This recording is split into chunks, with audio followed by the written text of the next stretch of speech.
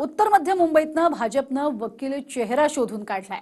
प्रसिद्ध वकील उज्ज्वल निकम यांना भाजपनं उमेदवारी दिली आहे। उत्तर मध्य मुंबईतनं काँग्रेसनं वर्षा गायकवाड यांना तिकीट दिलंय।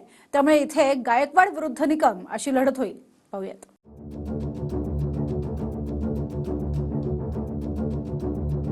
उत्तर मध्य मुंबईतून भाजपने प्रसिद्ध वकील उज्ज्वल निकम यांना उमेदवारी दिली।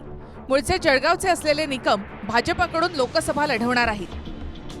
निकमांचा सामना आता काँग्रेसच्या वर्षा गायकवाड यांच्याशी होईल। उत्तर मध्य मुंबईतून काँग्रेसला वर्षा गायकवाड यांना तिकीट दिलंय। त्यामुळे उत्तर मध्य मुंबईची लढत चांगलीच रंगतदार होणार आहे। राजकीय क्षेत्राचा तसा फारसा अनुभव नसताना देखील ही एक नवीन जबाबदारी माझ्यावर। भारताची छबी आंतरराष्ट्रीय प्लॅटफॉर्मवरती जर चांगली नेण्याचं काम जर केलं असेल तर भाजपाचे पंतप्रधान मोदीजी यांनी केलेलं आहे। हे लक्षात ठेवूनच मला भाजपमध्ये प्रवेश करावासा वाटला आणि म्हणून आज मी मुंबई मध्य उत्तर याचं प्रतिनिधित्व करण्यास सज्ज झालो।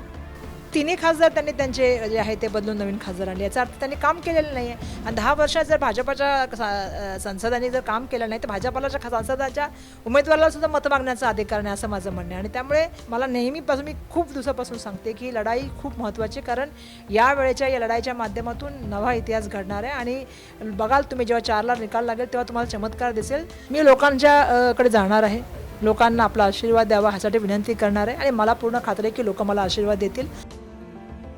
उत्तर मध्य मुंबईतून भाजपनं विद्यमान खासदार पूनम महाजन यांचा पत्ता कट केला। पूनम महाजन या दिवंगत प्रमोद महाजन यांच्या कन्या आहेत। पूनम महाजन 2014 आणि 2019ला या मतदारसंघातून निवडून गेल्यात। आता तिसऱ्यांदा भाजपनं महाजन यांचं तिकीट कापलं आणि उज्ज्वल निकम यांना मैदानामध्ये उतरवलं आहे। आपल्या वकिलींना भल्याभल्यांना घाम फोडणारे निकम आता राजकीय रणांगणामध्ये उतरले। उज्ज्वल निकम मूळचे जळगावचे असून विशेष सरकारी वकील राहिलेले आहेत। 1993च्या मुंबई बॉम्बस्फोट खटल्यामध्ये वकील म्हणून निकमांची कारकीर्द चांगलीच गाजली। 1993चा बॉम्बस्फोट खटला 14 वर्षानंतर 2007 मध्ये संपला, ज्यामध्ये 12 दोषींना विशेष टाडा कोर्टाने फाशीची शिक्षा सुनावली। 2008 मधील मुंबईच्या बॉम्बस्फोट प्रकरणामध्ये सुद्धा विशेष सरकारी वकील उज्ज्वल निकम होते, ज्यामध्ये एकमेव जिवंत पकडलेला पाकिस्तानी दहशतवादी अजमल कसाबला फाशीची शिक्षा झाली। गुलशन कुमार हत्याकांड, खैरलांची हत्याकांड, मुंबईतील शक्ती मिल बलात्कार प्रकरण, कोपर्डी बलात्कार आणि हत्या प्रकरण सरकारी वकील उज्ज्वल निकमांनी हाताळले आहेत। मुंबईचा योद्धा भारताच्या संसदेत पोहोचणारच।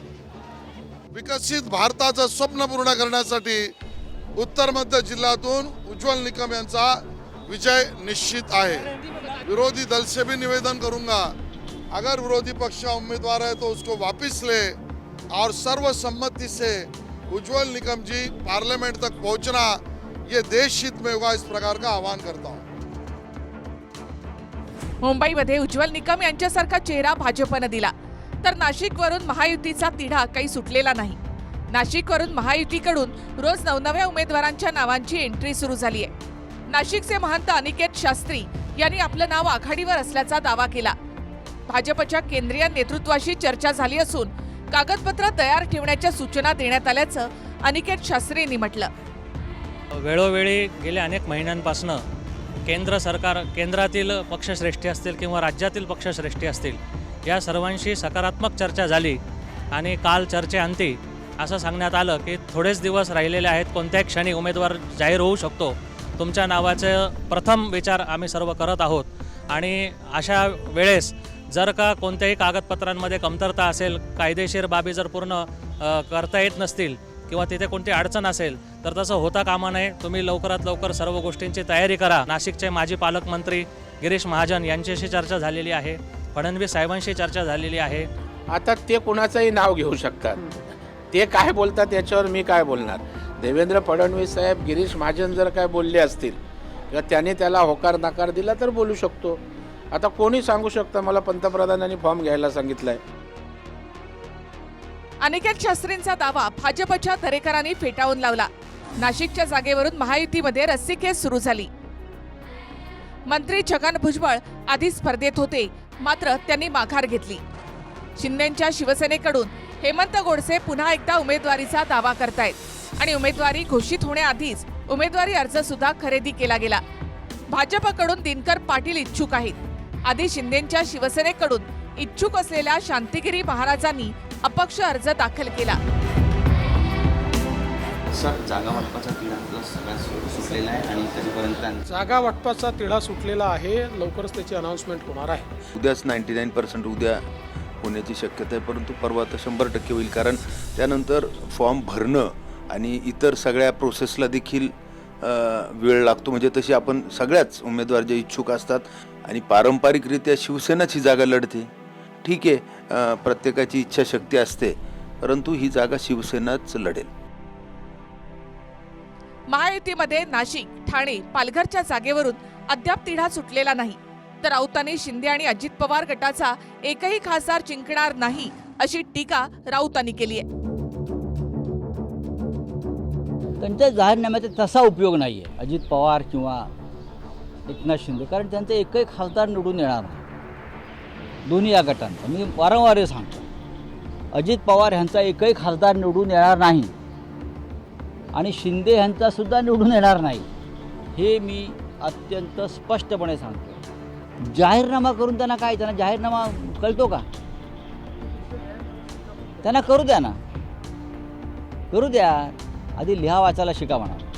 आम्ही जाहीरनामा वचननामा हे जर काढले जरी तरी आम्ही महायुतीमध्ये लढतो. यांचा जाहीरनामा हे वचननामा काय हा बोगसगिरी आहे. मग आणि ही घोषणा अशा करतायत की जसं काय हे देशाचे पंतप्रधान हेच होणार आहेत, सगळ्या खात्याचे प्रमुख हेच असणार आहेत. मग आम्ही असं करू, आम्ही तसं करू. अरे तुम्हाला विचारलं तर करा ना. Bureau report, TV9 Marathi.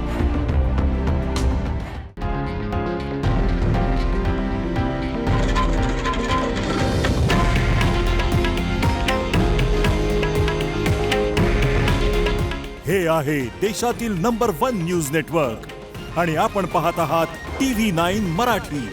काळजी तुमची, हित महाराष्ट्राचं.